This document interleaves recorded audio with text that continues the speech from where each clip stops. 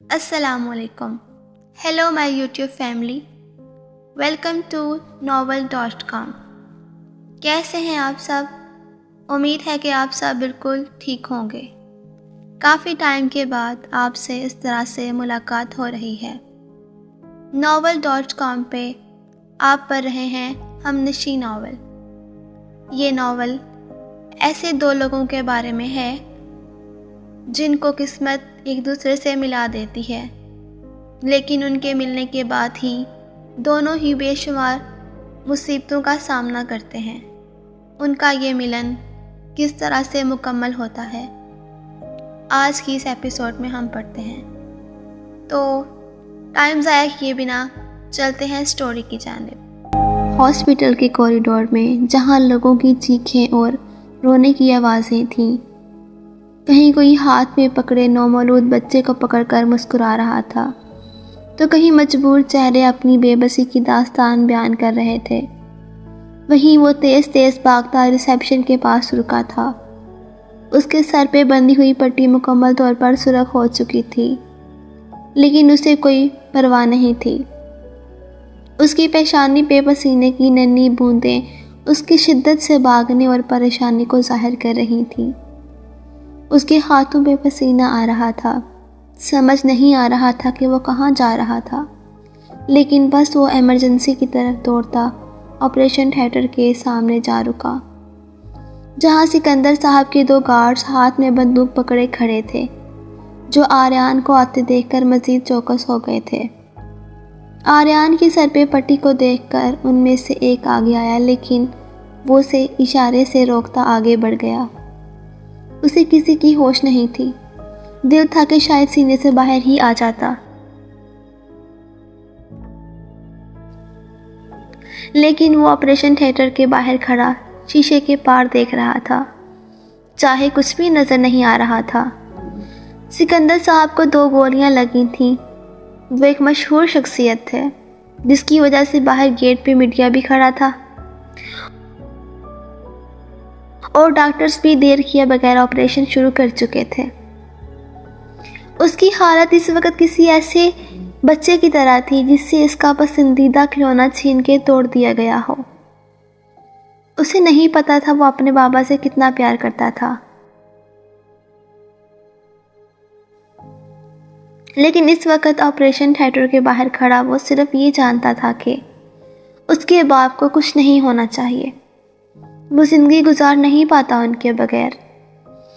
وہ کوئی بھی ذمہ داری اٹھانے کے قابل نہیں ہو سکتا تھا.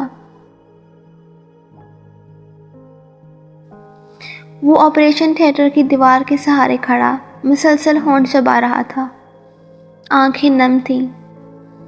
اسے نہیں پتا تھا اس کے ارد گرد کیا ہو رہا ہے. وہ ابھی تک سفید ٹی شرٹ کے اوپر جیکٹ پہنے ہوئے ہی تھا. سر شدت سے درد کر رہا تھا، یہاں تک اس کی آنکھیں بھی سرخ ہو رہی تھیں. تبھی گارڈ اچانک سے الرٹ ہو گئے، کیونکہ مسز سکندر آگے سے چلتی ہوئی آ رہی تھیں. خلاف توقع وہ اس وقت گہرے سبز رنگ کی قمیض شلوار پہنے ہوئے تھیں. سر پہ گہرے سبز رنگ کا ہی دوپٹہ لیے ہوئے، دائیں کندھے پہ سیاہ چادر ڈالے، بالوں کا ڈھیلا سا جوڑا بنائے، ہاتھ میں سیاہ پرس پکڑے. وہ مکمل طور پر ہر طرح سے ایک کامیاب سیاستدان اور بزنس مین کی بیوی لگ رہی تھیں. آریان کو دیکھتے ہی وہ تیزی سے اس کی جانب بڑھی تھیں. ہینڈ بیگ وہ پھینکنے کے انداز میں بینچ پہ رکھ چکی تھی.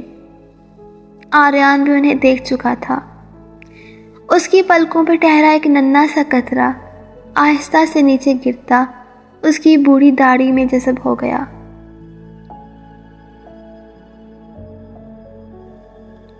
موم، وہ انہیں دیکھتا ان کی طرف لپکا تھا. آریان، میری جان، یہ کیا ہوا ہے؟ سر پہ کیا ہوا ہے؟ اتنی چوٹ کیسے لگ گئی؟ کیا تم پہ بھی حملہ ہوا ہے؟ بولو، یہ نیوز میں کیا بتا رہے ہیں؟ کیا ہوا ہے تمہارے بابا کو اور تمہیں؟ تم کیا چھپا رہے ہو؟ بتاؤ کیا ہوا ہے؟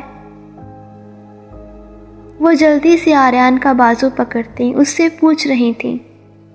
ان کی آنکھوں میں آنسو تھے، چہرہ میک اپ سے بے نیاز تھا۔ غور کرنے پر ان کے ہونٹوں پہ ہلکا گلابی شیڈ کا لپ گلوز محسوس ہوتا تھا۔ وہ مسلسل اس کا بازو پکڑے رو رہی تھیں۔ آریان جو کہ خود کو بھی ٹوٹا ہوا تھا اندر سے، انہیں روتا دیکھ کر اپنے گلے لگا چکا تھا۔ وہ تو جیسی کسی کندھے کی تلاش میں تھی، دوسرے ہی لمحے وہ اس کے کندھے سے لگی رو رہی تھی،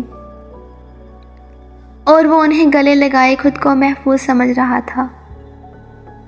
اسے ہی خود کو سنبھالنا تھا، اپنے گھر کا مرد تو وہی تھا۔ اب تک وہ سب کرتا آیا تھا، لیکن کبھی بابا کی طرح یا ان کی جگہ خود کو رکھ کر نہ سوچا تھا، نہ کوئی فیصلہ کیا تھا۔ لیکن اب اسے کرنا تھا، اسے ہی یہ سب کرنا تھا، اپنی ماں کو سنبھالنا تھا، اور ہر چیز بابا کے ٹھیک ہونے تک سنبھالنی تھی۔ مام، پلیز روئیں مت، پلیز آپ ایسا مت کریں۔ وہ انہیں خود سے الگ کرتا ان کے چہرے سے آنسو صاف کر رہا تھا۔ آریان، تمہارے بابا، تمہیں کیا ہوا ہے؟ کیوں میری جان لینا چاہتے ہو؟ مام پلیز ادھر آئیں، یہاں بیٹھیں۔ وہ انہیں بینچ پہ بٹھا رہا تھا، ان کے سر سے دوپٹہ سرک چکا تھا۔ وہ جو ایک پرفیکٹ وائف کا امیج میڈیا کو دکھانے کے لیے بنا کے آئی تھیں، اب بیٹے کو دیکھتے ہی دل کا درد سب امیج ختم کر چکا تھا۔ اظہر، پانی لاؤ، وہ دور کھڑے گارڈ کو کہہ رہا تھا، جو کہ سنتے ہی چلا گیا تھا۔ وہ ان کے پاس نیچے بیٹھتا کہہ رہا تھا، ایک گھٹنا فرش پہ ٹکائے وہ ان کے ہاتھ تھامتے ہوئے ہلکے سے ہاتھوں کو دبا رہا تھا۔ مام پلیز آپ اس طرح مت روئیں، بابا ٹھیک ہو جائیں گے، آپریشن ہو رہا ہے نا۔ میں ابھی جاتا ہوں، کسی ڈاکٹر سے کنسلٹ کرتا ہوں ٹھیک سے، مجھے ان سب چیزوں کو مینج کرنا ہے بابا کے ٹھیک ہونے تک، اور مجھے یقین ہے کہ آپ اس میں میرا ساتھ دیں گی، ہے نا؟ دیں گی نا؟ آریان ان کے آنسو صاف کرتا ان کے سفید شفاف ہاتھ جو کہ برف کی طرح ٹھنڈے ہو رہے تھے، ان کے ہاتھوں کو اپنے ہاتھ میں لیے کہہ رہا تھا، پانی۔ گارڈ پانی لے آیا تھا، وہ ہاسپٹل کی کینٹین سے ہی بوتل لایا تھا، جانتا تھا نا کہ مسز سکندر صرف منرل واٹر ہی استعمال کرتی ہیں۔ یہ لے پانی پی لیں آپ۔ مام پلیز اس طرح رو کے آپ مجھے بھی کمزور کر رہی ہیں، مجھے یہ سر پہ ہلکا سا ایکسیڈنٹ ہو گیا تھا، میں تیز ڈرائیو کر رہا تھا نا، ابھی میں جا کے بینڈیج ٹھیک کروا لیتا ہوں، آپ بس اس طرح روئیں مت۔ آریان ان کو پانی دیتے ہوئے کہہ رہا تھا، ہاں ٹھیک ہے، میں ہوں یہاں، تم جا کے بینڈیج کرواؤ، اور تم نے جس ڈاکٹر سے کنسلٹ کرنا ہے جا کر لو، اور جو بھی ضروری ہے وہ کرو، بلکہ ایسا کرو تھوڑی دیر ریسٹ کر لو، میں ہوں یہاں، میں سب دیکھ لوں گی۔ پانی کے 2 گھونٹ پڑنے کے بعد وہ کچھ بہتر محسوس کر رہی تھی۔ ایک ہاتھ سے سر پہ دوپٹہ ٹھیک کرتی اور دوسرے ہاتھ سے وہ پانی کی بوتل کو نیچے رکھتے ہوئے اسی ہاتھ سے اپنے چادر سیٹ کرتی اس سے کہہ رہی تھی، ٹھیک ہے، میں آ کے آپ کو بتاتا ہوں۔ وہ ان سے کہتا اٹھ کھڑا ہوا، اظہر، یہاں کسی بھی غیر متعلقہ شخص کو نہ آنے دینا، کسی کو بھی نہیں، میرے آنے تک موم کا بھی خیال رکھو۔ میں رفاقت اور دوسرے گارڈز کو بھی بلواتا ہوں۔ تھوڑا دور جاتا وہ گارڈ سے کہہ رہا تھا۔ خود کو ذہنی طور پر تیار کرتا وہ کوریڈور سے مڑ گیا تھا۔ اسے ساری چیزوں کو مینیج کرنا تھا، یہاں پہ اسے مزید کارڈز کی ضرورت تھی جس نے اس کے بابا پہ پہلے حملہ کیا تھا وہ دوبارہ بھی ان کی جان لینے کی کوشش کر سکتا تھا، اس لیے اسے ساری چیزوں کو مینیج کرنا تھا۔ اس کا دماغ اس وقت بہت تیزی سے چل رہا تھا۔ جیب سے موبائل نکالتا وہ ایک پل کو پیچھے مڑ کر دیکھنے لگا۔ مسز سکندر گارڈ سے کچھ کہہ رہی تھی، ساتھ ساتھ وہ موبائل پر بھی بات کر رہی تھی۔ اس کی ماں ہر چیز کو ایک وقت میں سنبھالنے کا ہنر جانتی تھی۔ وہ جانتا تھا کہ رات کے اس وقت کبھی وہ اس طرح کے کپڑے نہیں پہنتی، لیکن وہ جانتی تھی انہیں میڈیا کا سامنا کرنا پڑے گا، اس لیے پہلے وہ اپنی امیج کو مضبوط بنائے ہوئے تھی۔ وہ اپنی ماں کی اس عادت سے ہمیشہ سے ہی متاثر ہوتا تھا۔ کیا ہوا اگر انہوں نے اس کے ساتھ بچپن میں زیادہ وقت نہیں گزارا؟ لیکن اس کی ضروریات کا خیال تو رکھا تھا نا۔ اب وہ موبائل پہ نمبر ڈائل کر رہا تھا، شاید کسی کو ضروری ہدایات دے رہا ہو، یا پھر ایک بار پھر سے وہ اپنے دشمنوں کو ختم کرنے کے لیے سرگرم ہو گیا تھا۔ یہ منظر آریان کے پینٹ ہاؤس کا تھا، جہاں اس وقت پریشان کن منظر تھا۔ عثمان اور کامران صوفے پہ بیٹھے تھے، ان کے ہاتھ میں چائے کے بھاپ اڑاتے کپ اس سردی میں کافی مددگار تھے۔ کامران کے ہونٹ سوجے ہوئے تھے، ہلکی سی سوزش ناک پہ بھی تھی، لیکن اب خون نہیں بہہ رہا تھا۔ لیکن اس کا چہرہ درد عیاں کر رہا تھا۔ اس کے سامنے رحمت آپا بیٹھی تھی، جو ان دونوں سے باتیں کر رہی تھی، کیونکہ عثمان اور کامران تو صرف پوچھے جانے والی بات کا چھوٹا سا جواب دے رہے تھے۔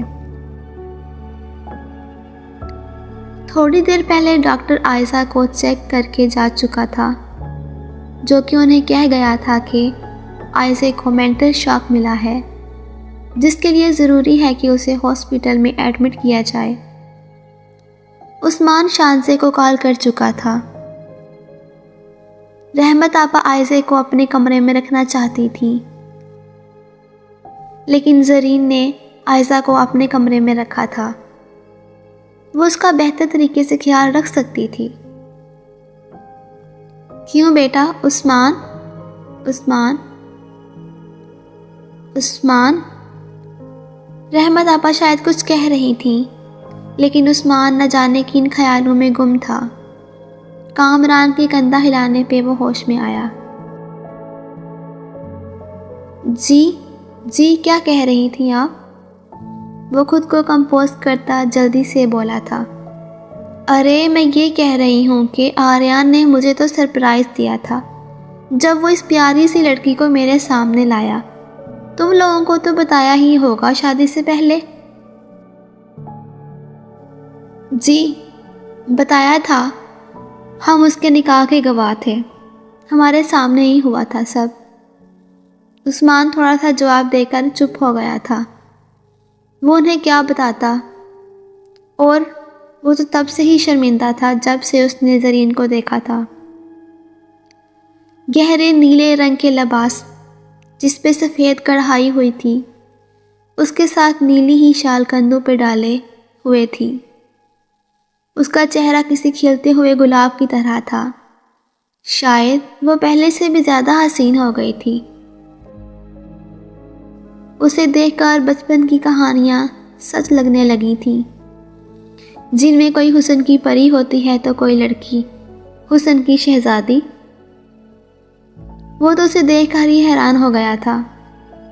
اس کے لیے پہچاننا مشکل ہو رہا تھا، کیا یہ وہی لڑکی تھی؟ لیکن دوسری طرف جیسے ہی اسے پتہ چلا کہ وہ آریان کا دوست ہے، کس قدر خوف اس کے چہرے پہ نظر آنے لگا تھا۔ اس پیاری سی لڑکی کا خوفزدہ چہرہ دیکھ کر وہ اندر ہی اندر شرمندہ ہو گیا تھا. کتنا غلط سوچا تھا اس کے بارے میں. حاشر کی باتوں میں آ کے کیا کچھ نہیں کہا تھا اس کے بارے میں. اور وہ تو سر سے پیر آریان کی محبت کے رنگ میں ڈلی ہوئی تھی. وہ تو آریان کی نظروں میں ہی محبت کے رنگ دیکھ کر حیران ہوا تھا، لیکن یہاں تو وہ دونوں ہی ایک دوسرے کے عشق میں گرفتار تھے. اسے یاد تھا جیسے ہی وہ لوگ اندر داخل ہوئے وہ فوراً مسکراتے ہوئے چہرے سے آگے بڑھی تھی، اور ارد گرد دیکھنے پہ جب اسے آریان نظر نہیں آیا تو کیسے اگلے ہی پل وہ اداس ہو گئی تھی. رحمت آپا کے آریان کے بارے میں پوچھنے پر جب اس نے کہا کہ وہ کسی ضروری کام میں مصروف ہے، کیونکہ آریان نے انہیں سکندر صاحب کے بارے میں بتانے سے منع کیا تھا،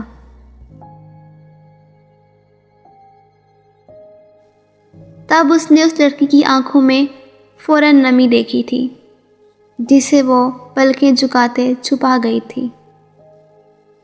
یہ لڑکی وہ تو نہیں تھی جسے اس نے فارم ہاؤس پہ ایک رات دیکھا تھا. جیسے ہی اس نے عائزہ کو دیکھا تو کتنی پریشان ہو گئی تھی، کس طرح وہ اس کا خیال رکھ رہی تھی. وہ لڑکی تو سراپائے محبت تھی. محبت اور احساس کے جذبے سے گندی وہ لڑکی یقیناً آریان جیسے مرد کے لیے پرفیکٹ تھی. وہ آریان کی بات سے سن کر حیران ہوتا تھا جب وہ اس لڑکی کی طرفداری کیا کرتا تھا، لیکن آج وہ بھی سمجھ گیا تھا کچھ تو خاص تھا جو آریان جیسا مرد جو آج تک کسی سے زیر نہیں ہوا تھا، وہ جو محبت کے نام پہ دور بھاگتا تھا، اس قدر محبت کرتا تھا اس لڑکی سے جو واقعی چاہے جانے کی قابل تھی. وہ جو اپنے خیالوں میں گم تھا. رحمت آپا کی آواز سن کے اچانک سے خیالوں سے باہر نکلا تھا. وہ کامران سے کچھ کہہ رہی تھیں. ہاں تم لوگوں کو تو بتایا ہی ہوگا اس نے، مجھے تو پھر بھی ملوا دیا، لیکن اس نے اپنے بابا کو نہیں بتایا تھا.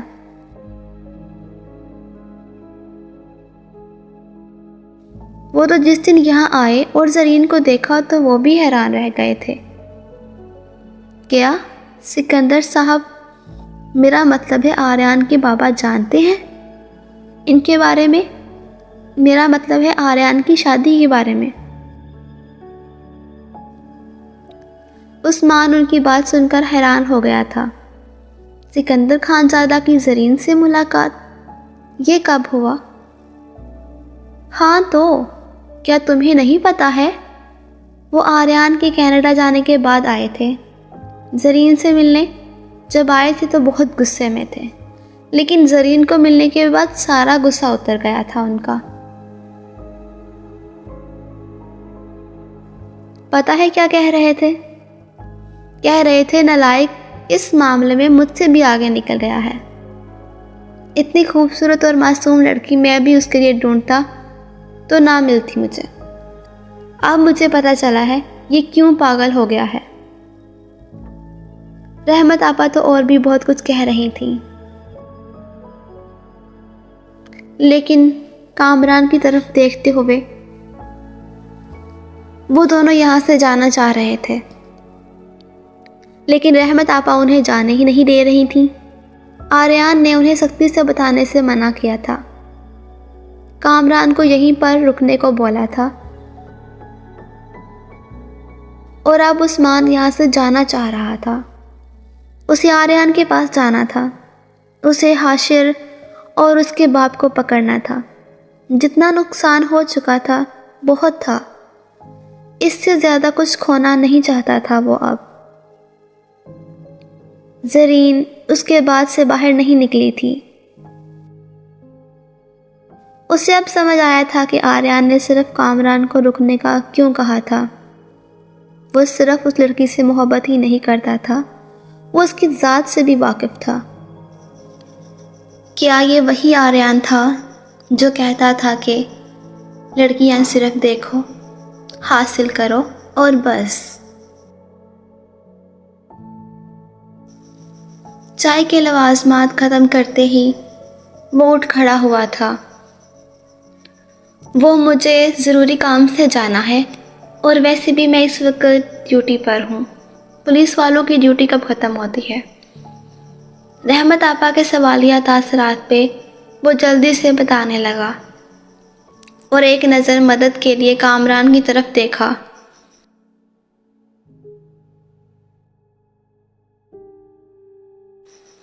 ٹھیک ہے بھائی، آپ جائیں، میں یہیں رکتا ہوں، اور میں بابی کو ہاسپٹل بھی لے جاؤں گا۔ آپ جائیں پولیس اسٹیشن، پریشان مت ہوئیے گا۔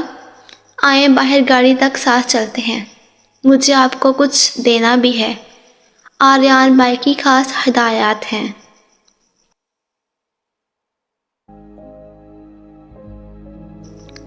کامران جلدی سے بولا تھا، لیکن آخری جملہ وہ اس کے کان کے پاس آہستہ سے کہتا دور ہوا تھا۔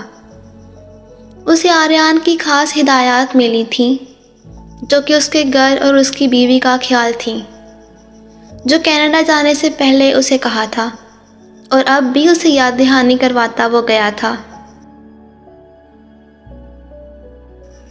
ہاں، تم یہیں رک جاؤ، دیکھو تو کیسے شکل خراب کر لی ہے۔ تم آج کل کے لڑکے موٹر سائیکل پر بیٹھ کے پتہ نہیں خود کو کیا سمجھتے ہو۔ شکر کرو بیٹا، زیادہ چوٹیں نہیں آئیں تمہیں، ورنہ تو… کامران اپنے طریقے سے رحمت آپا کو مطمئن کر چکا تھا، کیونکہ آریان نے کچھ بھی بتانے سے منع کیا تھا۔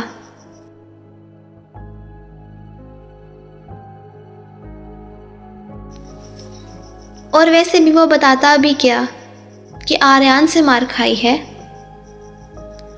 عثمان اور کامران جا چکے تھے۔ رحمت آپا آئزے کے پاس تھیں۔ ڈاکٹر کے انجیکشن لگانے کی وجہ سے وہ اب پرسکون سو رہی تھی۔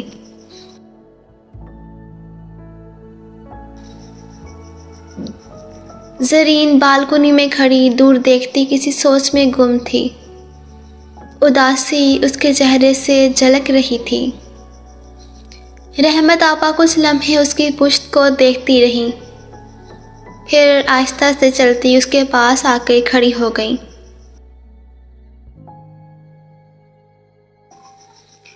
اسے کوئی ضروری کام ہوگا نا، اسی لیے تو وہ نہیں آیا، ورنہ تمہارے بغیر کہاں رہ پاتا ہے وہ۔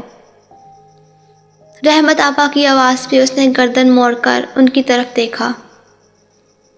ارے رو کیوں رہی ہو بیٹا؟ کہا تو ہے کہ کچھ ضروری کام ہوگا۔ اب وہ آئے گا نا تو میں اس سے پوچھوں گی، تم دیکھ لینا۔ یہ بھی کوئی طریقہ ہے بیوی رکھنے کا؟ نہیں، میری یہی سزا ہے شاید، میں نے انہیں سمجھا نہیں، اس لیے وہ مجھے سزا دے رہے ہیں۔ لیکن آپ بتائیں نا، میں انہیں کیسے سمجھوں؟ وہ تو میرے پاس آتے ہی نہیں۔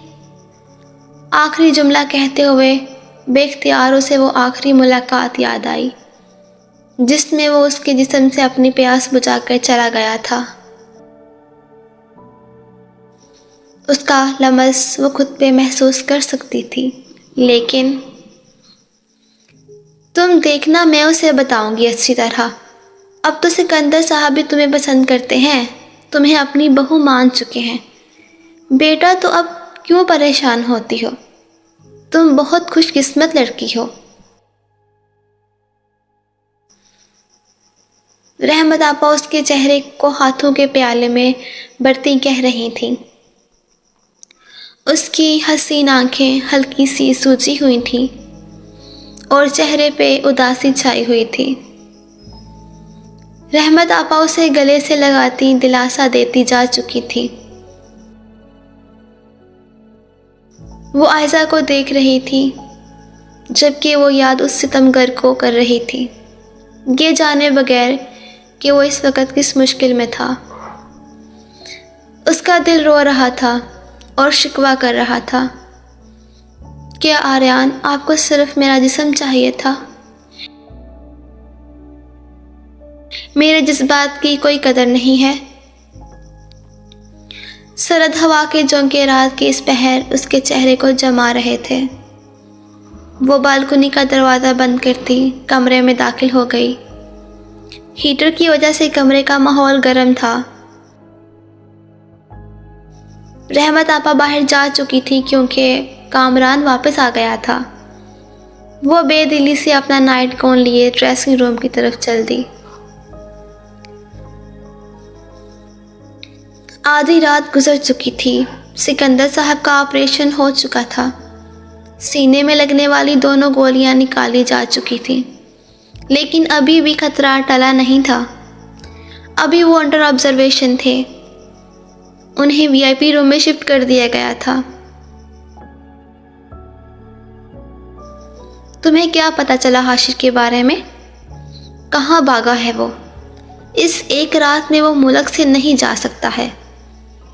وہ ریڈ بل کے خالی ٹن کو ڈسٹ بین میں اچھالتا کہہ رہا تھا۔ دور بیٹھی ریسیپشنسٹ کی کی بورڈ پہ چلتی انگلیاں ایک لمحے کو تھمی تھیں۔ شاید آواز سے اس کے کام میں خلل پڑا تھا، لیکن سامنے چلتا شخص بھی عجیب تھا۔ ایک پل کو بھی اس پہ نظر نہیں ڈالی تھی۔ آخر کو وہ ہے بھی تو آریان خان زادہ، جس کے بارے میں ہمیشہ خبروں میں سنا ہے کہ کمال کا ہینڈسم ہے۔ یہ تو سچ میں انگریز لگتا ہے۔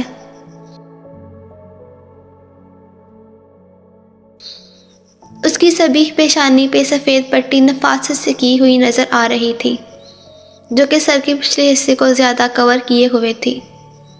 شاید اسے چوٹ لگی تھی اور اس کے باغ کو کسی نے گولیاں مار دی تھیں، بیچارہ۔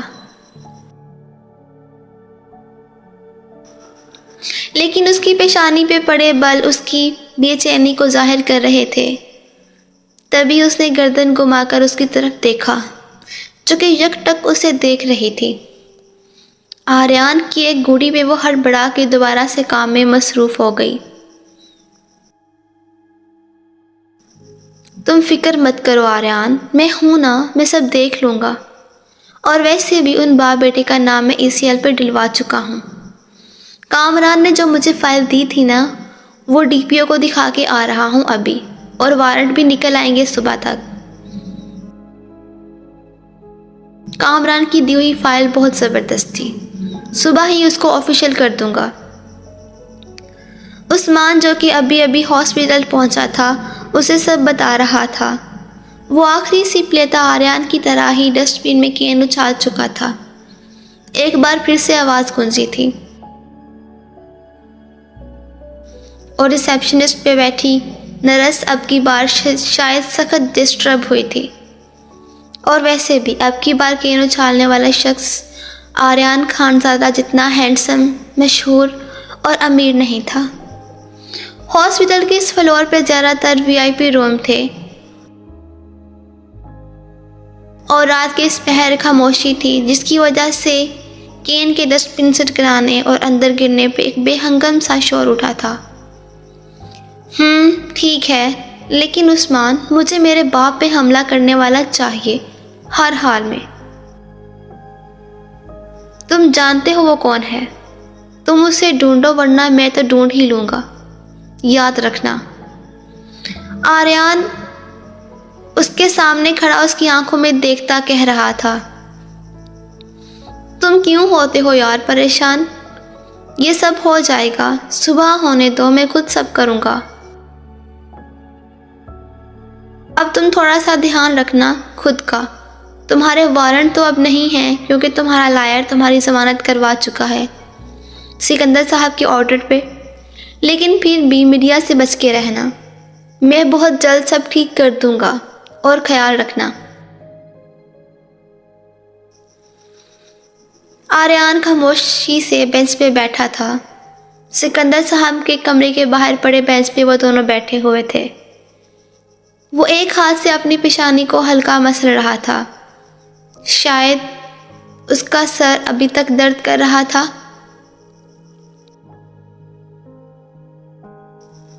تم بتاؤ، کافی فون کالز آ رہی ہوں گی تمہیں، تمہارے بابا کے دوست وغیرہ تو فون کر رہے ہوں گے۔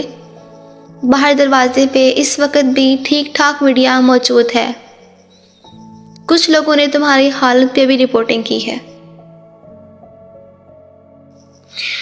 میرا خیال ہے کہ تم مسز سکندر سے ایک پریس کانفرنس۔ کیا ہو گیا ہے تمہیں؟ میں اس حالت میں ان سے پریس کانفرنس کرواؤں صرف میڈیا کو پرسکون کرنے کے لیے؟ عثمان کی بات کاٹتا وہ سرخ آنکھوں سے اسے دیکھتا بھڑک اٹھا تھا۔ ایک تو سر کا درد اور اوپر سے یہ ٹینشن۔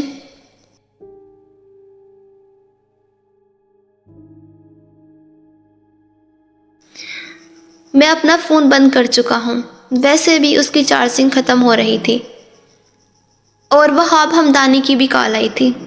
وہ کہہ رہا تھا بہت پریشان ہے بابا کے لیے، کوئی مدد چاہیے ہو تو میں اسے بتاؤں۔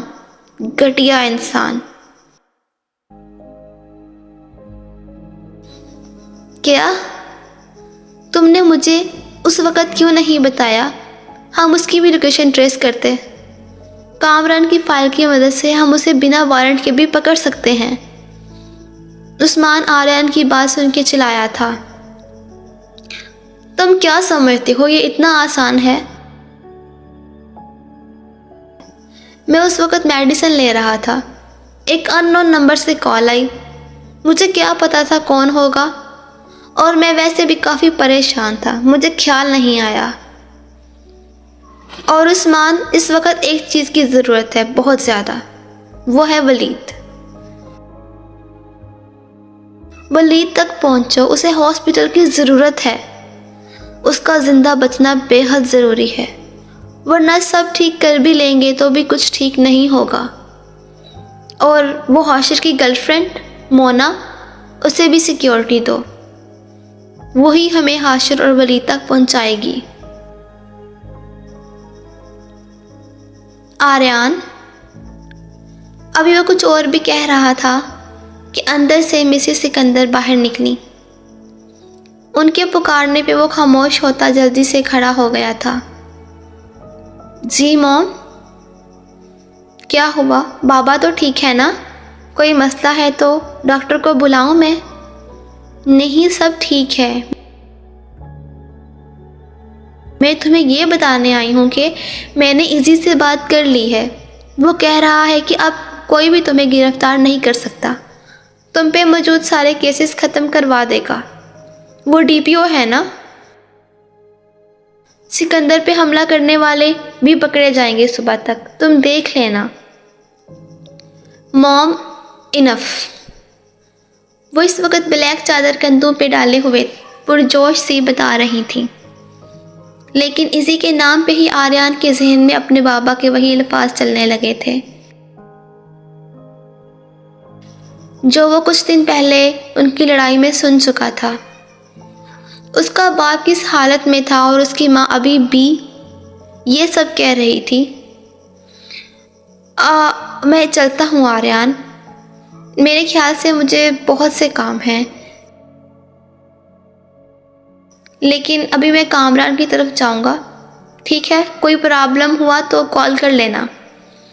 اوکے مسز زارا، میں چلتا ہوں۔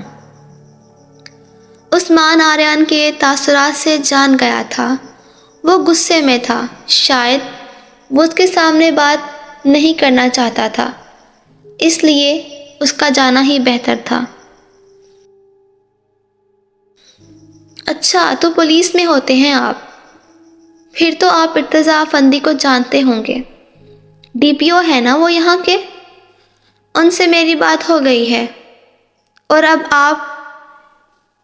موم پلیز، آپ پریشان مت ہوں۔ ٹھیک ہے عثمان، تم جاؤ، کوئی ضروری بات ہوگی تو میں تمہیں کال کر لوں گا۔ آریان اپنا غصہ ضبط کرتا عثمان کو کہتا، اپنی موم کی بات کاٹ گیا تھا۔ اوکے، پھر ملتے ہیں۔ مسز زارا، آپ پریشان مت ہوں، میں اس کیس کو خود ہینڈل کر رہا ہوں، سب ٹھیک ہوگا۔ اندر آئیں آپ، کچھ بات کرنی ہے آپ سے۔ عثمان جا چکا تھا۔ آریان ان سے کہتا کمرے میں داخل ہو گیا تھا۔ پیچھے ہی وہ بھی اندر آ گئی تھیں۔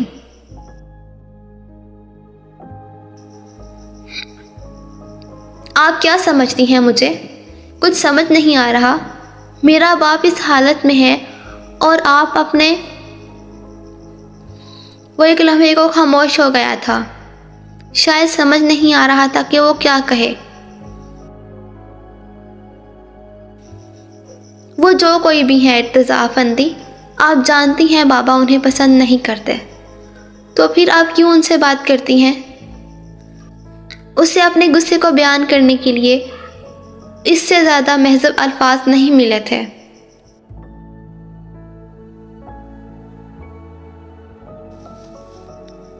کیا بکواس کر رہے ہو تم؟ میں نے کبھی سوچا بھی نہیں تھا کہ تم میری اولاد ہو کے مجھ پہ اس طرح کے الزام لگاؤ گے۔ تم بھی اپنے باپ کی طرح ہی سوچتے ہو۔ مسز سکندر آہستہ آواز میں حیرت اور صدمے میں بولی تھی۔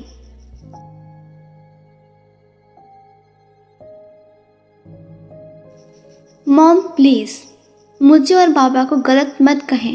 آپ خود سے پوچھیں کیا ہے یہ سب؟ آپ میرے دوست کے سامنے اس طرح سے کسی کو نک نیم سے بلاتی کیا کہنا چاہ رہی تھی؟ آریان بھی آواز کو مزید آہستہ کرتا غصے میں بولا تھا۔ کیا مطلب ہے تمہارا آریان؟ تم کیا سمجھتے ہو اپنی ماں کو؟ تمہارے دھوکہ باز باپ نے کیا زہر بھرا ہے میرے خلاف جو تم اس لہجے میں مجھ سے سوال کر رہے ہو؟ اور تم جانتے ہی کیا ہو ارتضیٰ کے بارے میں؟ تم کس سوچ سے یہ بکواس کر رہے ہو؟ موم پلیز، بابا کو مت لائیں بیچ میں، نہ ہی ان پہ الزام لگائیں۔ آپ مجھے صرف اتنا بتائیں کیا تعلق ہے آپ کا اس شخص سے؟ کیوں اس کی وکالت کر رہی ہیں آپ؟ اب تو میں واقعی جاننا چاہتا ہوں کہ کون ہے یہ ارتضیٰ افندی۔ ویسے بھی یہ امریکہ نہیں ہے موم۔ آریان ان کی آنکھوں میں دیکھتا بول رہا تھا، جبکہ وہ اس کی آخری بات سن کے شاکڈ ہو گئی تھیں۔ آریان بس کر دو، وہ سب مت کہو جس پہ تمہیں کل کو شرمندگی ہو۔ تم کیا سمجھتے ہو مجھے؟ ہاں، میں تمہاری ماں ہوں، تمہیں پیدا کیا ہے، تمہارے باپ کے ساتھ یہاں رہی ہوں میں، سب چھوڑ کے۔ سب چھوڑا ہے میں نے، ماں باپ، بہن بھائی، دوست۔ اس دن کے لیے نہیں میں نے سارے سمجھوتے کیے کہ میری خود کی اکلوتی اولاد مجھ سے ایسے سوال کرے۔ کیا تمہیں ذرا بھی شرم نہیں آ رہی کہ یہ سب تم اپنی خود کی ماں کے لیے بکواس کر رہے ہو؟ کب دیکھا ہے تم نے مجھے کچھ غلط کرتے؟ بتاؤ۔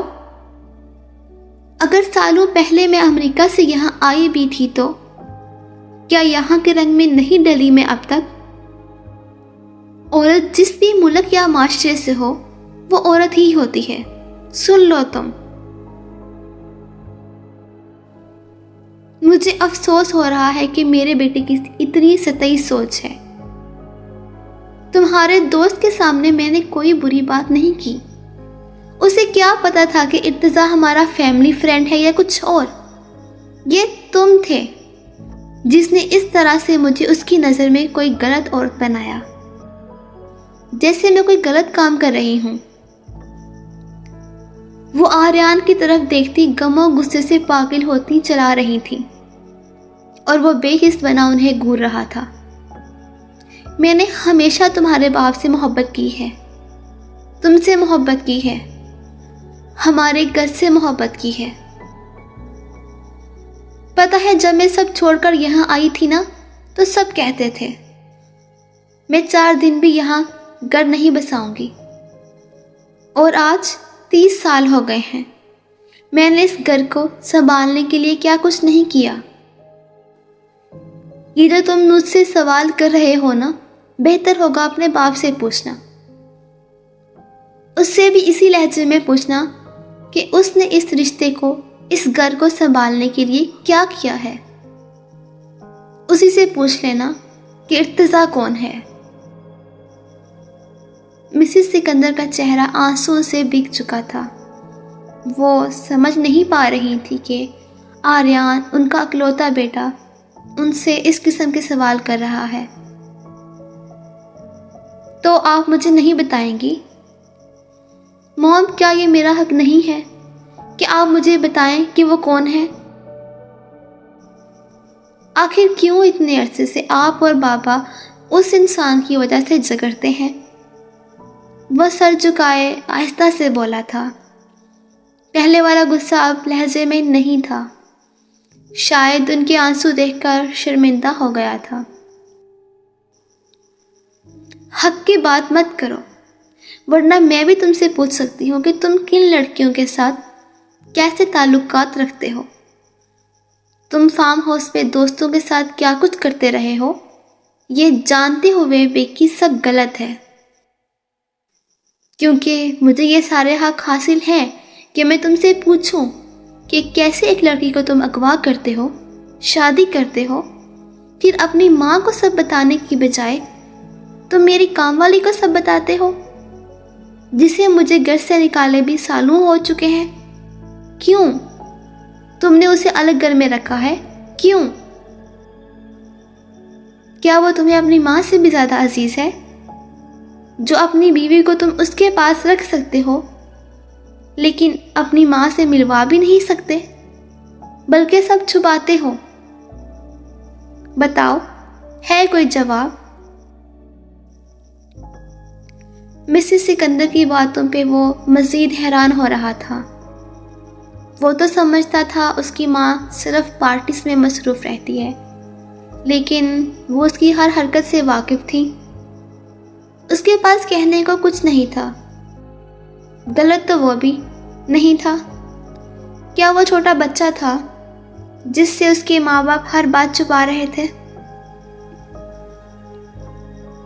کافی دیر تک آریان کے جواب کا انتظار کرنے کے بعد وہ پھر سے بولی تھی۔ مجھے پتا ہے تمہارے پاس کوئی جواب نہیں ہے۔ خیر، میں تمہیں یہ کہنا چاہ رہی تھی کہ صبح مجھے میڈیا ٹاک کرنی ہے۔ تمہارے بابا ایک سیاستدان ہیں، ایک بزنس مین ہیں، ایک انویسٹر ہیں۔ تم تو شاید اپنا موبائل بند کر کے رکھ چکے ہو، لیکن میں تمہیں یہ بتا دوں کہ میڈیا پہ بہت قسم کی افواہیں گردش کر رہی ہیں جو کہ نقصان دہ ہوں گی تمہارے بابا کے بزنس اور سیاست کے لیے۔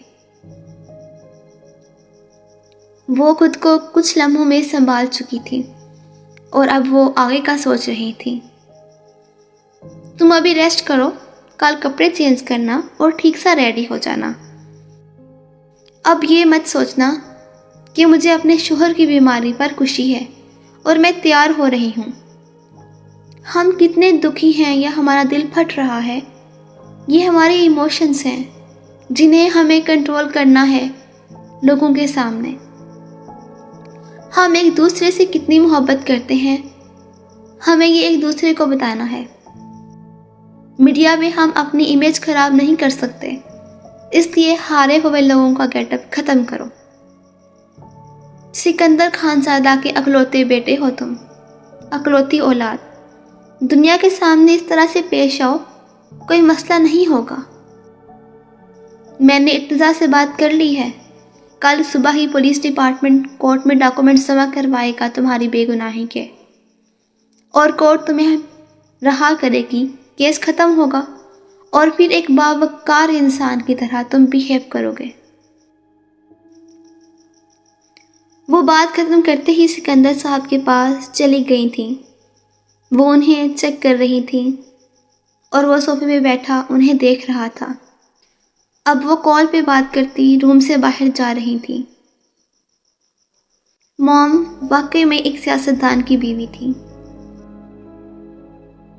وہ اب سمجھ گیا تھا کہ اس کے باپ کو اس کی ماں سے لاکھ اختلاف ہونے کے باوجود بھی کیوں موم کے آگے کچھ نہیں کر سکتے تھے۔ وہ سر جھٹکتا سکندر صاحب کی طرف دیکھنے لگا۔ آخر کیوں نہیں ماں باپ اپنے بچوں کو سب بتاتے جب وہ بڑے ہو جاتے ہیں؟ بابا آپ پلیز جلدی ٹھیک ہو جائیں، مجھے بتائیں آخر یہ سب کیا ہو رہا ہے۔ وہ صوفے سے اٹھتا، ان کے پاس بیٹھا، دل میں کہہ رہا تھا۔ اچانک سے موم کی باتوں پر اسے وہ دشمن جان یاد آ گئی جو اس کے لیے امتحان بنی ہوئی تھے۔ زندگی میں اتنے مسائل کیا کم تھے جو زرین تم بھی مجھے تنگ کر رہی ہو۔ تمہاری محبت میں میں اپنی ماں کا بھی مجرم بن گیا ہوں۔ تم پھر بھی بہت دور ہو۔ اسے سوچتا وہ کوچ پہ دوبارہ سے بیٹھ گیا تھا۔ زرین، ایسا کس دن ہوگا کہ تم مجھے خود بلاؤ گی، مجھ سے کہو گی کہ تمہیں محبت ہے مجھ سے؟ آخر کس دن؟ وہ اسے سوچتا اپنی آنکھیں بند کر گیا تھا۔ میڈیسن کھانے کی وجہ سے اسے سچ میں نیند آ رہی تھی۔ مسز سکندر اندر آئیں تو اسے سوتا دیکھ کر اس کے پاس آتی، اس کی پیشانی سے بال ہٹاتی، اس کے ماتھے پہ اپنی ممتا کا لمس چھوڑ گئی۔ سکندر، یہ کس عذاب میں ڈال دیا ہے تم نے مجھے؟ خدارا تم ٹھیک ہو جاؤ، یا تو اپنی محبت کا برم رکھو یا پھر مجھے اپنی محبت کی قید سے آزاد کر دو۔ اس طرح نہیں جی سکتی ہوں میں اب مزید۔ خاموش آنسو ان کی حسین آنکھوں سے بہتے گلابی رخسار پہ گئے تھے۔ تم سے محبت کرنا میری غلطی تھی یا تم سے شادی کرنا، میں نہیں سمجھ سکی، لیکن تم مشرقی مرد ہمیشہ دوگلے ہوتے ہو۔ تم نے زیبا کے لیے مجھے نظر انداز کیا، تم نے اس کے لیے مجھ پہ ہاتھ اٹھایا۔ ہاں، تم تو اس کے لیے اپنے بیٹے تک کو بھول گئے تھے، اور آج وہ بیٹا مجھے بدکردار سمجھ رہا ہے۔ اگر تم مجھ سے پہلے زیبا سے انگیج تھے تو تمہیں میری طرف قدم نہیں بڑھانا چاہیے تھا، اور اگر مجھ سے شادی کی تھی تو تم پہ لازم تھا تم صرف میرے ہوتے۔ میں نے سب تمہارے لیے چھوڑا اور تم نے مجھے ہی چھوڑ دیا۔ وہ لبوں کی مدم سرگوشی کر رہی تھی، بند آنکھوں سے اشک رواں تھے، لیکن پاس بیٹھے آریان کے 14 طبق روشن ہو گئے تھے۔ اس کی تو آنکھ تبھی کھل گئی تھی جب اس نے اپنی پیشانی پہ ان کا لمس محسوس کیا تھا۔ ایک سکون سا اندر اتر گیا تھا۔ اسے یاد تھا آخری دفعہ وہ لندن سے واپس آیا تھا پڑھائی مکمل کر کے، تب انہوں نے اسے گلے لگایا تھا۔ وہ سمجھ نہیں پا رہا تھا کون غلط تھا، اس کی ماں یا اس کا باپ۔ کیا بابا آپ نے مجھے اور مام کو دھوکے میں رکھا ہے سچ میں؟ وہ چاہتا تھا اسی وقت موم کے قدموں میں بیٹھ جائے، معافی مانگے، ان سے پوچھے، لیکن نہیں، یہ وقت صحیح نہیں تھا۔ اسے بابا سے ہی سب پوچھنا تھا۔ وہ ایک عزم کرتا موم کی طرف دیکھے گیا۔ وہ آنکھیں بند کیے ہوئے تھی۔ ابھی کتنی بدتمیزی کی تھی ان کے ساتھ، اور وہ پھر بھی اس سے پیار کر رہی تھی۔ پتہ نہیں اسے کیا ہوا، وہ اچانک سے ان کی گود میں اپنا سر رکھ گیا۔ کتنا غلط سمجھتا تھا وہ انہیں۔ مسز سکندر اپنا ایک ہاتھ اس کے بالوں میں چلانے لگی اور وہ گہری نیند میں گم ہوتا گیا۔ رات کا پچھلا پہر، جہاں ہر طرف اندھیرا پھیلا تھا، دھند میں کوئی منظر واضح نہیں ہو رہا تھا۔ ہسپتال سے بہت دور سنسان علاقے میں ایک فارم ہاؤس، جس کے باہر سردی سے ٹھٹھرتا چوکیدار گن لیے چوکس سا کھڑا تھا۔ اندر سے سخت احکامات تھے، بیٹھنا منع تھا۔ لون میں بھی 4 گن مین چوکس سے چکر لگا رہے تھے، ان کو بھی چوکس رہنے کا حکم تھا۔ غالباً حکم دینے والا یا تو شدید خوف کا شکار تھا یا پھر وہ اپنی کوئی نئی چال چلنے کی تیاری میں مصروف تھا۔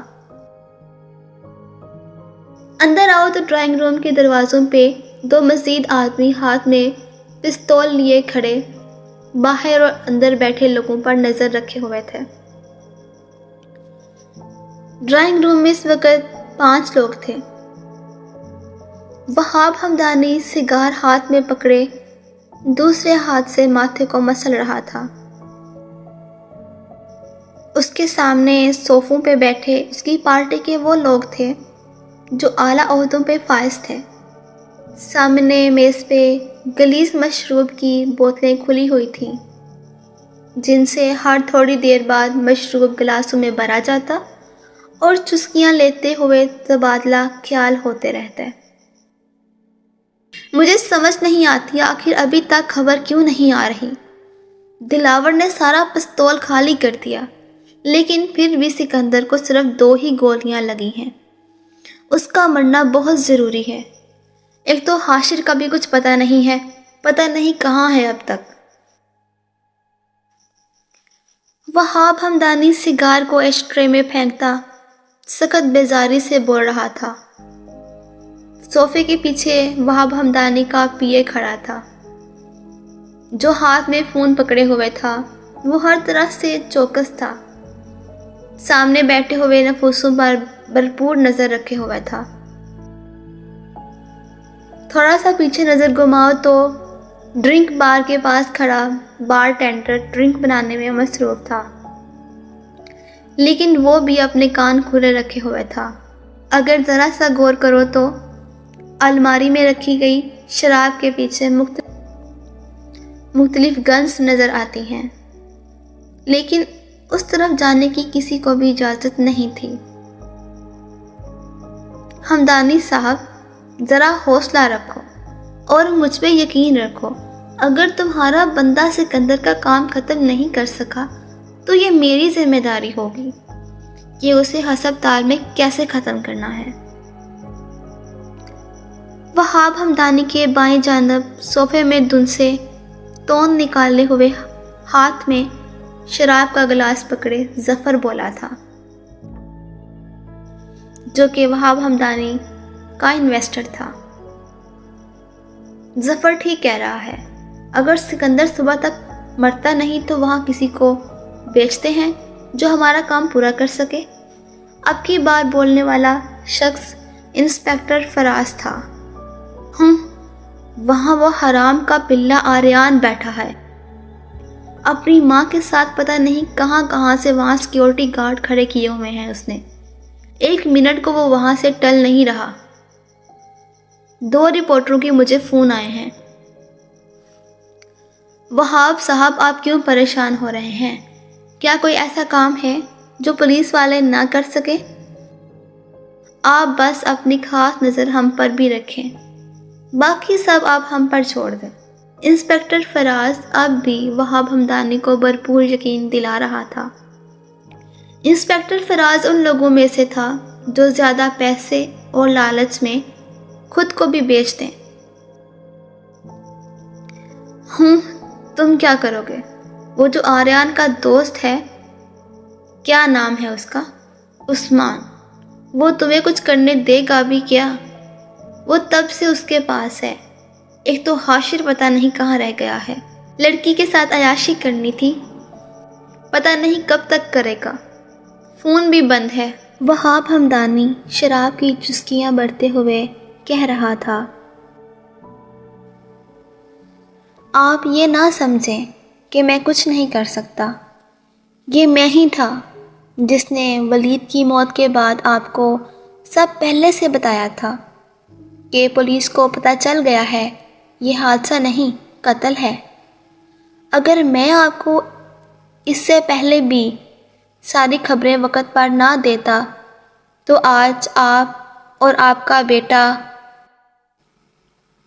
انسپیکٹر فراز شراب کا گلاس میز پر رکھ کے تھوڑا جھک کر وہاب حمدانی کی آنکھوں میں گھورتا بول رہا تھا، بس زیادہ بولنے کی ضرورت نہیں ہے۔ اگر تم نے یہ کیا بھی ہے تو تم نے اس کی قیمت مجھ سے لی ہے۔ کیوں؟ کیا یاد کرواؤں؟ کیا کچھ میں تمہیں اب تک دے چکا ہوں؟ وہاب ہمدانی اس کی بات کاٹ کر سگار کا کش لیتا طنزیہ لہجے میں بول رہا تھا۔ ارے کیا ہو گیا انسپکٹر صاحب، آپ تو جانتے ہیں نا کہ ہمدانی صاحب یاروں کے یار ہیں۔ اگر اب کی بار بھی آپ ان کی مدد کریں گے تو انعام آپ کی نسلیں بھی یاد رکھیں گی۔ کیوں ہمدانی صاحب؟ ظفر حالات خراب ہوتے دیکھ کر ایک خفیہ اشارہ وہاب ہمدانی کے پیے کو کرتا بولا تھا۔ وہ جانتا تھا وہاب ہمدانی کے بغیر اس وقت وہ کچھ بھی نہیں کر پائے گا۔ الیکشن سر پہ ہیں، اگر سکندر راستے سے ہٹ جائے تو وہاب ہمدانی کو کوئی روک نہیں سکتا تھا، اور سکندر کی موت کے لیے ضروری تھا کہ انسپکٹر فراز جیسے جاہل پولیس آفیسر کی چاپلوسی کی جائے۔ سر یہ لیں، یہ ہماری سب سے بہترین وسکی ہے، کینیڈا سے منگوائی ہے سر نے۔ امید ہے کہ اس کی نفاست آپ کو بالکل اپنی طرح لگے گی۔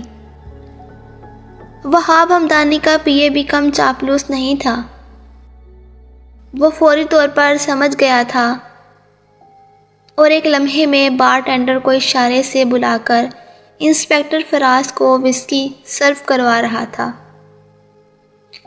آہ واہ، مزہ آ گیا۔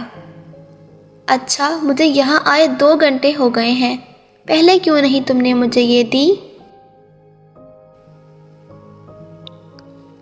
انسپکٹر فراز اپنی گردن صوفے پہ گرائے سرور میں بولا تھا، اور تبھی باہر سے شور کی آواز آئی اور دروازہ ایک جھٹکے سے کھلا۔ سیکیورٹی گارڈز بھی پیچھے ہو گئے۔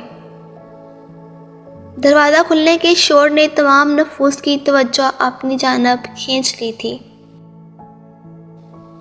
حاشر بری حالت میں گرتا پڑتا اندر داخل ہوا تھا، شرٹ کے بٹن ٹوٹے ہوئے اور منہ سوجا ہوا، اور آنکھ کے پاس نیل پڑا تھا۔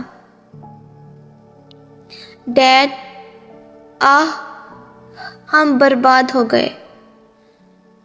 حاشر اندر داخل ہوتا ہی چلا رہا تھا۔ اس کی آواز سن کے وہاب ہمدانی بھی جلدی سے پریشان ہوتا اٹھ کھڑا ہوا۔ کیا ہوا تمہیں؟ یہ کیا حالت بنا رکھی ہے؟ کہیں پولیس تو نہیں تمہارے پیچھے مجھے پکڑنے آ گئی؟ تم ان کو یہاں تو نہیں لے آئے؟ جاؤ بے وقوفو، دیکھو باہر اور مجھے یہاں سے نکالو۔ وہاب ہمدانی حاشر کی حالت دیکھ کر پریشانی سے بولا، لیکن یہ پریشانی حاشر کے لیے نہیں بلکہ اپنے خود کے لیے تھی۔ آخری جملہ وہ گارڈز کی طرف دیکھ کر چلایا تھا۔ واہ، کیا بات ہے ہمدانی صاحب، مجھے لگا تھا شاید تمہارے اندر کا باپ زندہ ہو، پر نہیں، تمہارے اندر کوئی باپ تو کیا شاید انسان بھی نہیں ہے۔ حاشر وہاب ہمدانی کی بات سن کے کچھ دیر خاموش رہنے کے بعد کہا لگاتا ہنستے ہوئے بول رہا تھا، لیکن آخری بات صوفے میں دنس کر کرتا وہاب ہمدانی کو زہر لگ رہا تھا۔ سامنے کھڑے لوگ جو کچھ دیر پہلے کسی کی موت کے منصوبے بنا رہے تھے، اب خاموش تماشائی بنے ہوئے تھے۔ فکر مت کرو ہمدانی صاحب، مطلب ڈیڈ، پولیس بھی آ جائے گی، بلکہ پولیس تو پہلے ہی یہاں پر ہے۔ کیوں انسپکٹر صاحب؟ لیکن یہ کیا، انسپکٹر صاحب یہاں شراب پینے آئے ہوئے ہیں؟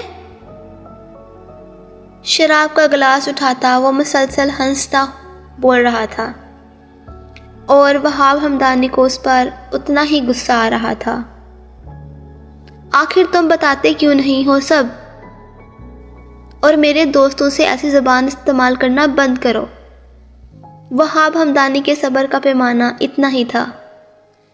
وہ حاشر کے ہاتھ سے شراب کا گلاس پکڑ کر میز پر پٹک کر چیخا تھا، اتنا غصہ ڈیڈی؟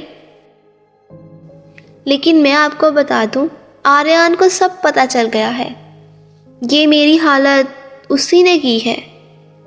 لیکن مجھے پتہ چلا ہے کسی بیوقوف گدھے نے اس کے باپ پر گولیوں سے حملہ کروایا ہے۔ بیچارہ سکندر سخت خطرے میں ہے نا؟ حاشر شرٹ کے بٹن بند کرتا پھر سے گلاس اٹھا کر لبوں سے لگا چکا تھا۔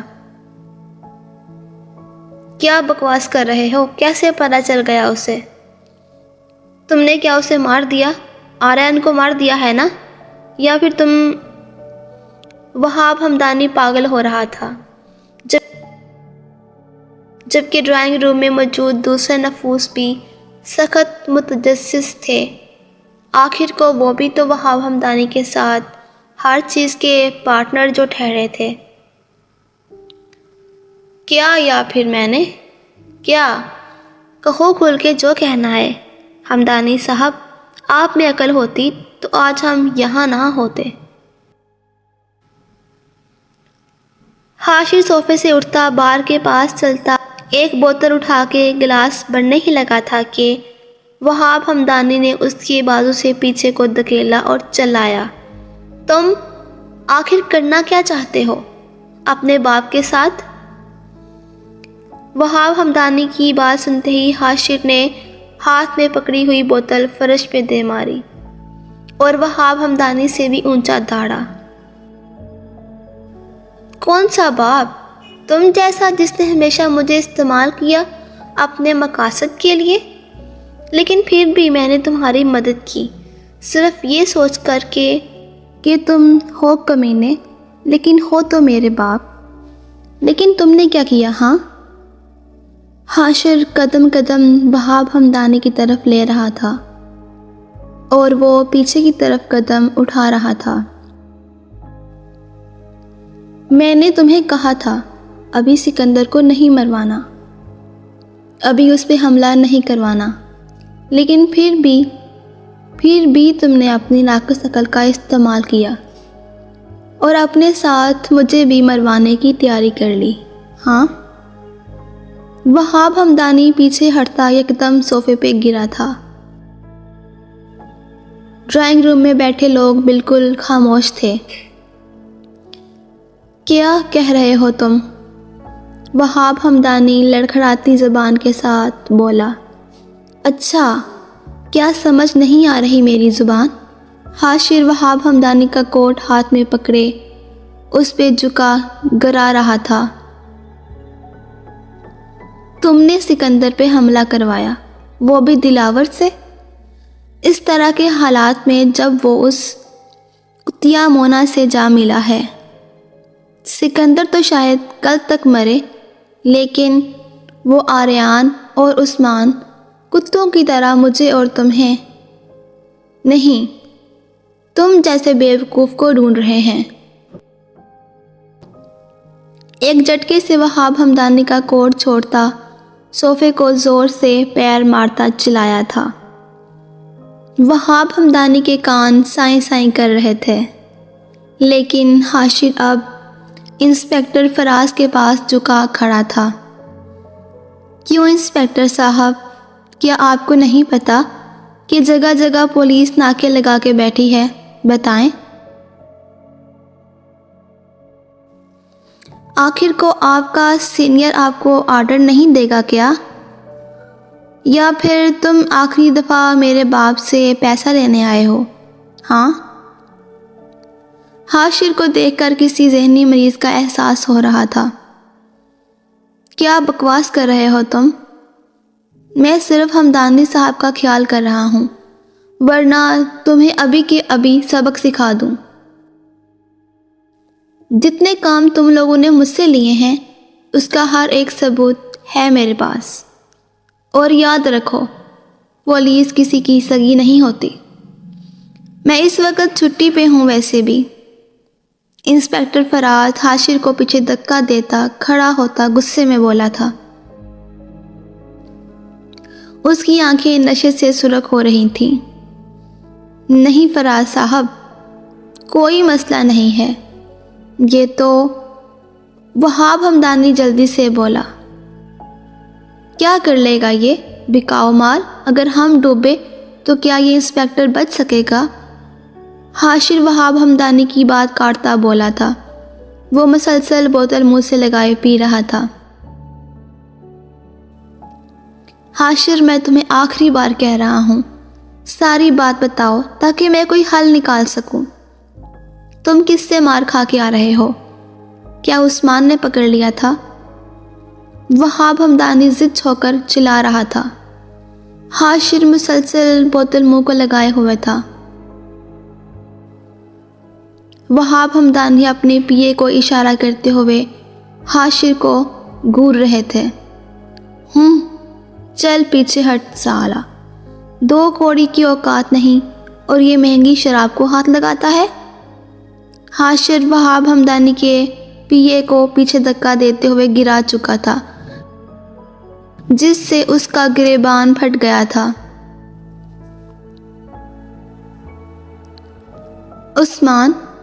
عثمان اس کی کیا اوقات مجھے ہاتھ بھی لگا دے؟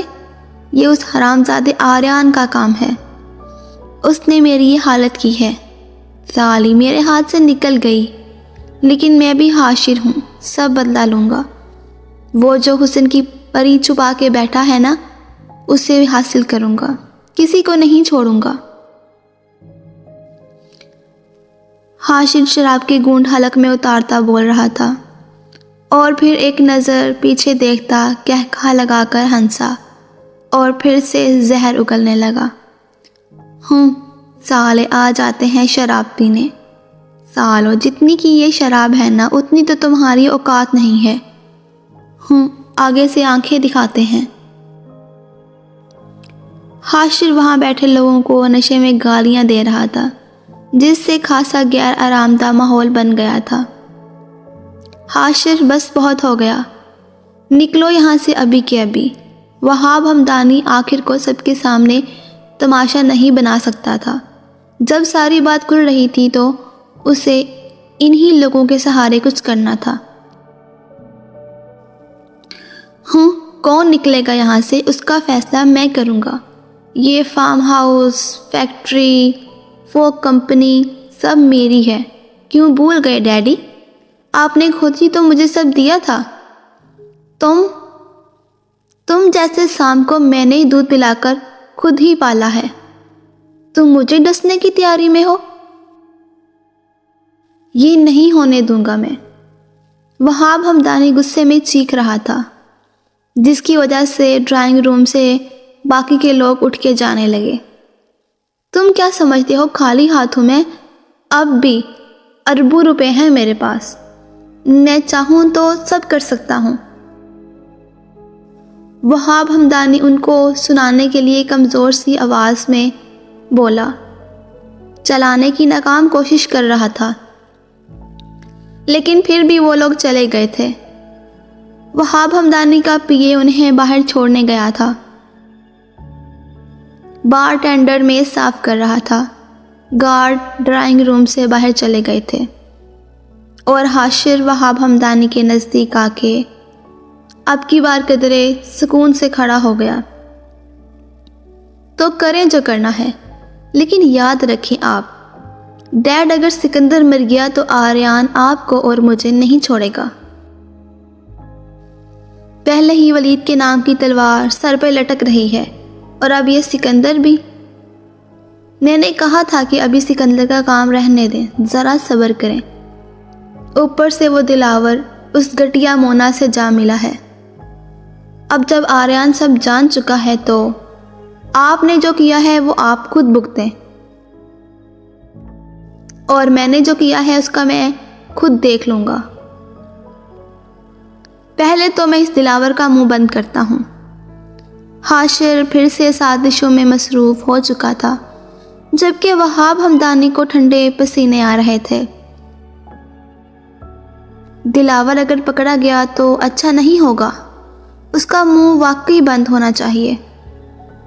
اور ہاں، آپ جتنی جلدی ہو سکے یہاں سے چلے جائیں، مجھے دھکے دے کر نکالنے پر مجبور نہ کریں، ویسے بھی اس طرح آپ کے چکر میں بھی پکڑا جاؤں گا، اور یہ میں ہونے نہیں دوں گا۔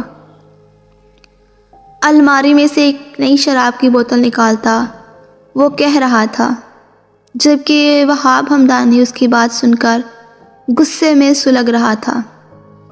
حاشر شراب کی بوتل پکڑتا سیڑھیاں چڑھتا جا رہا تھا۔ اس کے دماغ میں اب کیا چل رہا تھا کہ وہ ہی جانتا تھا۔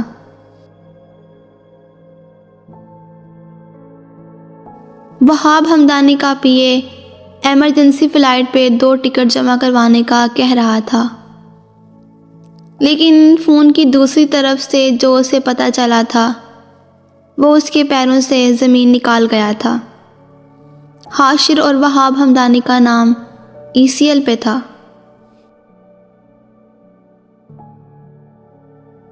یہ خبر وہاب ہمدانی پہ ابھی بجلی کی طرح گری تھی۔ وہاب ہمدانی صوفے پہ گرنے کے انداز سے بیٹھتا فون کا ریسیور اٹھا چکا تھا۔ اسے جو بھی کرنا تھا جلدی کرنا تھا۔